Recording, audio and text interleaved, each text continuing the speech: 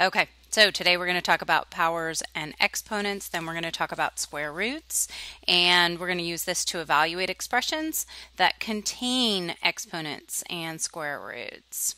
So first of all, we've got a vocabulary word, so you're going to want to make sure you know what this is. A power is an expression written with an exponent and a base, and I'll go over those two words in a minute, or it's the value of such an expression.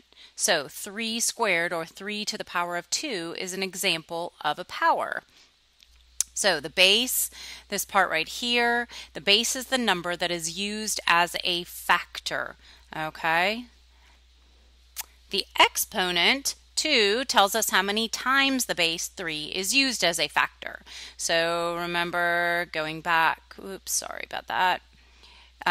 Going back to when we were doing factoring and factor trees and everything, that would have been written as 3 times 3 because our base of 3 was used 2 times. Our exponent tells us that it's used 2 times.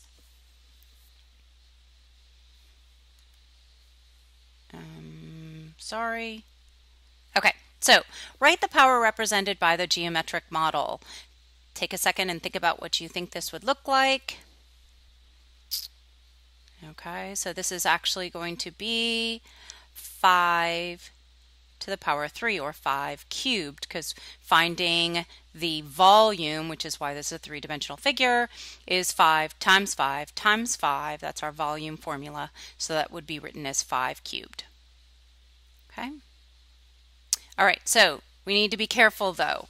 In the expression -5 squared, 5 is the base, okay? So look, here just the 5 is the base because the negative sign is not in parentheses. That means we are only squaring the 5, okay? And so the answer to this first question up here, -5 squared, is going to be -25. I'm going to go ahead and write that for you so you add that to your notes. -25 because our base of 5. Here we've got a base of -2. We've got parentheses around the -2, so we know that we are squaring the -2. So this is actually -2 times -2, so the value of that is a +4. -2 is the base here versus up here where just 5 was the base. I'm going to quiz you on some of these a little bit later. Okay, so here we go. Here, let's write down some values here. If you pause the video and try these out, and then start back up again and see if you got them right.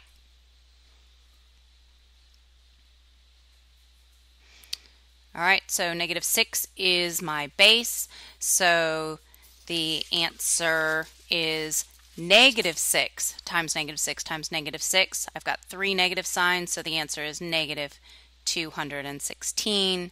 Here my base is just the 10, so my answer is going to be negative, and it's 10 squared, or 100. Here I'm cubing 3/4, so I'm going to cube the 3, which is 27.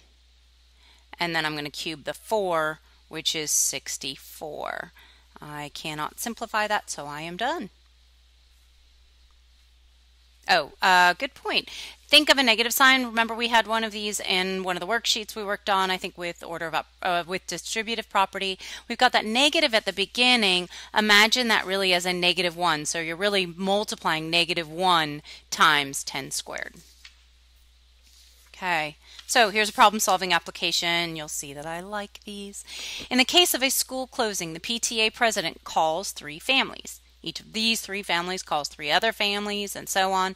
How many families will have been called in the 4th round of calls? So I'm going to suggest that you draw a diagram. Pause the video here, see if you can come up with this, and then start it again to see if this works. Okay, so my diagram is going to look something like this. Here's my PTA president. She's calling, or he's calling, 3 people. This person here, Mr. X, is calling 3 people. Mr. Y is calling 3 people. And Miss Z is calling 3 people. So I need to know, this was my first round because that was what the PTA president called.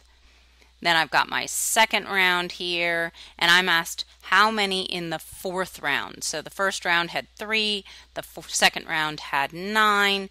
How many am I going to have in my fourth round? Oops, sorry.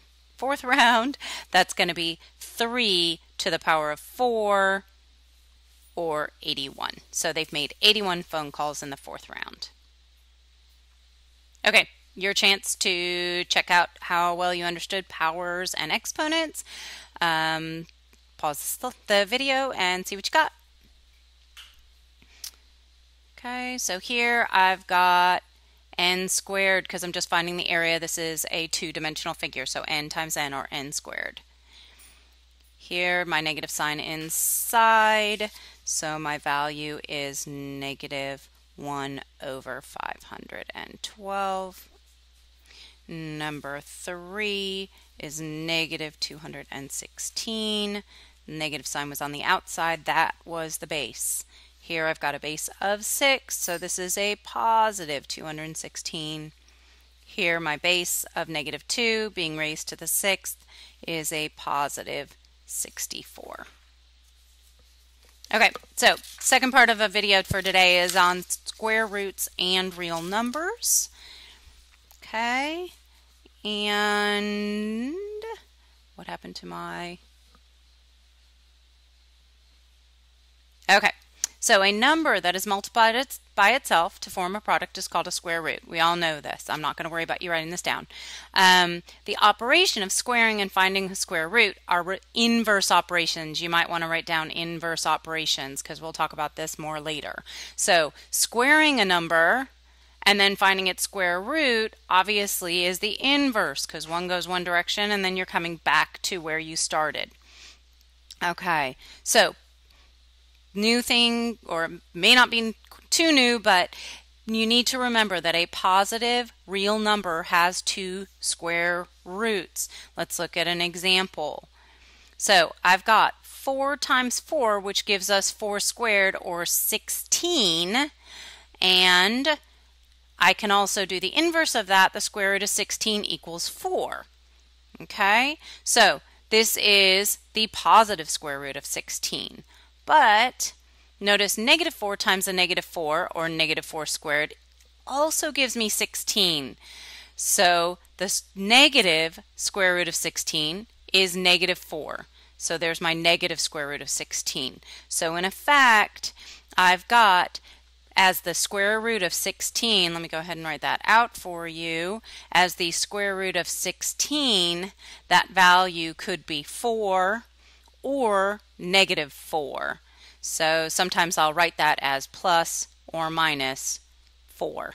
So that symbol right there, plus or minus 4. Okay, so I just wrote here the non-negative square root is represented by a positive square root. The negative square root is represented by negative square root symbol.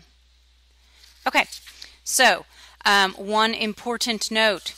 So here I've got the expression the square root of negative 36. This does not represent a real number because there are no real numbers that can be multiplied by itself to form a product of 36. Let's think about this. I can multiply 6 times 6, that's a positive number. 6 times a negative 6 is not the same, so that's not going to count. Negative 6 times negative 6 is also going to give me a positive 36. So the only way to get the only square I'm going to get is not going to give me that negative. So what that result would be is a not real number or a imaginary number, and we'll not get to imaginary numbers really until Algebra 2, but those will be fun later. So if I ask you a question where the question has a negative sign inside the radical, so square root of negative whatever it might be, 16, you're going to tell me it's either not real. You could say it's imaginary if you want. At this point, I would accept that it is undefined. It's not really undefined, but since we know that term right now and we don't know what a negative square root is, if you tell me it's undefined, I'll take that as well. Okay. All right, so perfect square is a number whose positive square root is a whole number. So some examples of perfect squares: 1 squared is 1, 16 is 4 squared, 36 is 6 squared. All right, and I'm going to go to this slide and then I'm going to come back. But we also have square roots that are not whole numbers. So here's an example. As part of her art project, Clara will need to make a square covered in glitter. Her tube of glitter covers 13 square inches. What is the greatest side length? It should be Clara's square can have. Okay, so Clara's got a square covered in glitter, and we know that the entire area is going to be 13 square inches. So that means that some number times some number is going to give us that 13. Well, I don't have a perfect square root of 13, but I do have some perfect squares that are near that. So the square root of 9 and the square root of 16 are perfect. I can take the perfect square roots. This would be 3. This would be 4. So the square root of 13 does fall between the square root of 9 and the square root of 16. So the value, square root of 13, falls between 3 and 4. You'll notice it falls a little bit closer to 4. So if I asked you what whole number does it fall closest to, you would tell me that the square root of 13 comes closest to 4. Okay, going back one slide for a quick second. Here were your examples. Find the square root of 25 over 81 and negative square root of 25. Pause your slide for a second. Write those values down.